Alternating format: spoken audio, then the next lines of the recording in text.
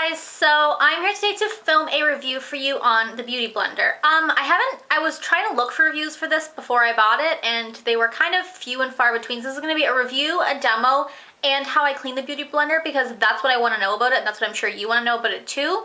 So this is my review. Now this is damp. I did just film a demo for that. I'll insert the clip a little bit later in the video.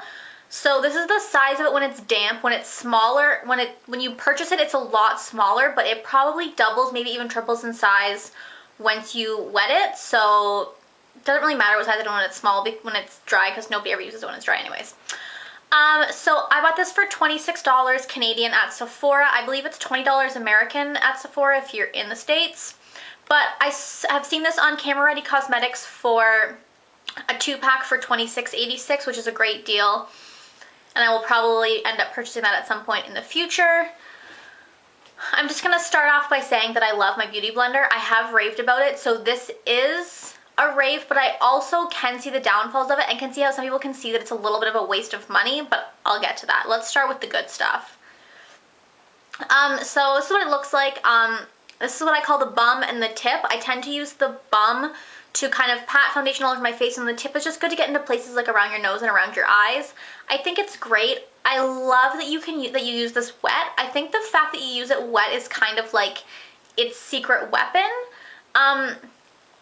What I like about this is that it doesn't make my foundation look cakey. Now, I used to use this a lot with my Revlon Color Stay because with Color Stay, I find that it's kind of a thicker, more like long-lasting foundation, and I find that I don't like super full coverage, but I just love what this does to my foundation. Because you use it wet, I think that it adds extra dewiness to your foundation, so if you like a dewy, glowy look, this is going to do that for you, but it's not even super dewy or glowy.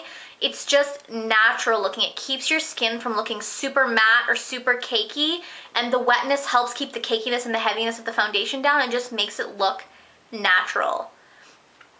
I'm obviously obsessed with this. What else is good about being able to use it wet is that when you wash your brushes, I have to like wash them the day before, let them dry overnight, and then even in the morning some of them aren't dry.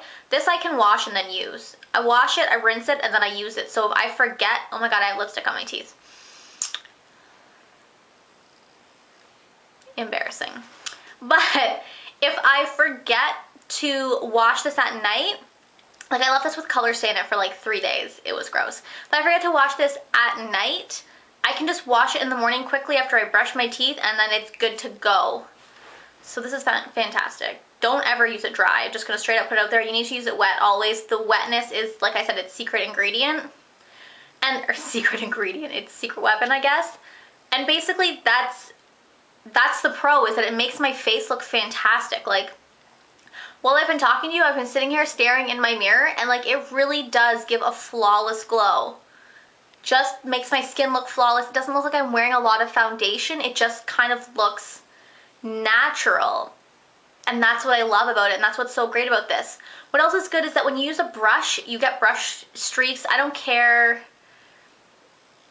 who says they have these tricks, but like you get brush streaks. It happens. You have to smooth them out and go around them, and if you use your brush too many times without cleaning it, you're gonna get more streaks. This doesn't have that problem. There's no bristles. You just kind of bounce it around your face, and that helps with no brush streaks. So I'm kind of torn on which takes longer, using a brush or using this, but I think this is worth it. I would take the extra maybe 10 seconds it takes to use this and use this, because it probably doesn't take more than 10 seconds, or 10 seconds more, because you don't have to go over and smooth out the brush strokes after. This just is fantastic.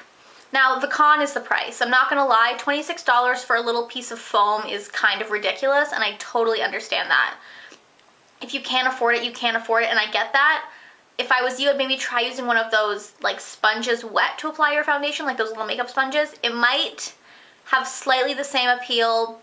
It might give you slightly the same finish, but nothing near what this gives you. I'm telling you right now, this is fantastic. Now, the second con that I have with this is that there are like not even micro, there are tears on the bottom of my Beauty Blender. I hope, yeah, you can totally see them. So there's 2 tears there. It is dirty, I'm sorry. And there are some other small kind of imperfections going on that happen because of wear. I've only had this since I think November, and it's the end of February, it's almost March. So like 3 to 4 months, and it has tears on the bottom. Now, it doesn't affect how it works at all. It just makes me sad that for $26, if I bought a brush for $26 and I took care of it the way I took care of this, it would work better, or it wouldn't fall apart as easily, I guess. I think that beauty blenders have a lifespan, whereas brushes, if you take care of them, will last you forever. So that's definitely the major downfall to this, is that I say maybe after a year, I might have to buy another one. But I mean, at the same time, $26 a year, you get 2 beauty blenders if you order it off Camera Ready Cosmetics. It's not the worst thing in the world. Now, I'm gonna insert a demo right now of how I apply this to my face so you can kind of see it in action after I've blabbered about it. So yeah. So I'm just using my Rimmel Wake Me Up foundation. I'm in the color 100 Ivy. It's a little dark for me, but once I blend it out, it looks fine. I've never used it with this foundation before, so it doesn't matter. I use it, whatever the liquid foundation is I'm using, I use it the same way. So I just kind of go on my cheeks.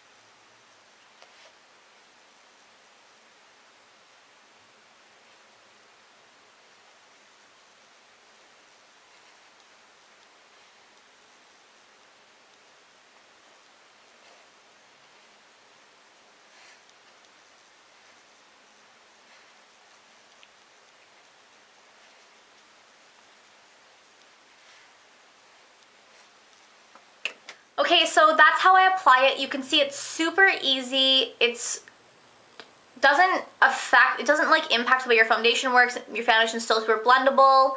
I think it just adds to your foundation.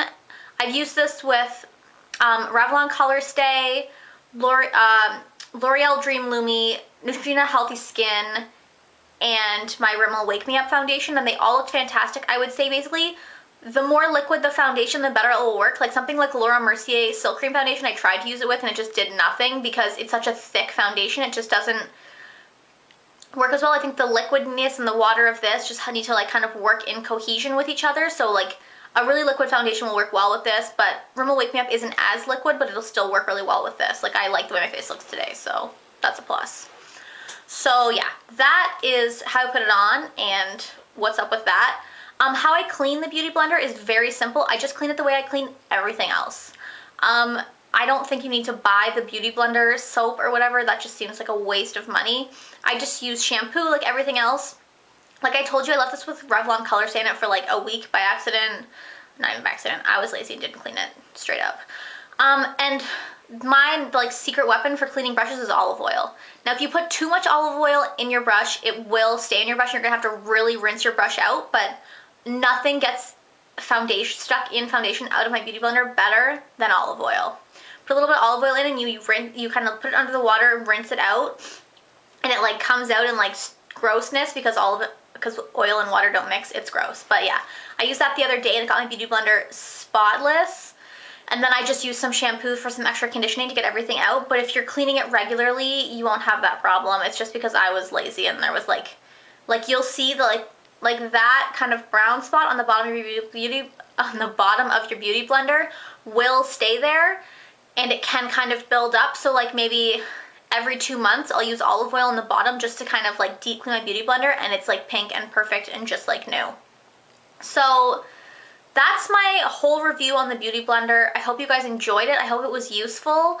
I really do love the application and I do think it's worth the money, but I do see there are downfalls, and these definitely do have a lifespan, and you should know that, I guess, before you go and buy it. Like, I didn't think it would rip this early on in the game, and I think it ripped a couple months ago, so like, yeah, that's the downfall. So I mean, it's up to you guys, decide what you want, but I do love my Beauty Blender, and I will purchase another one for sure. So thank you guys for watching, and I will talk to you later. Bye.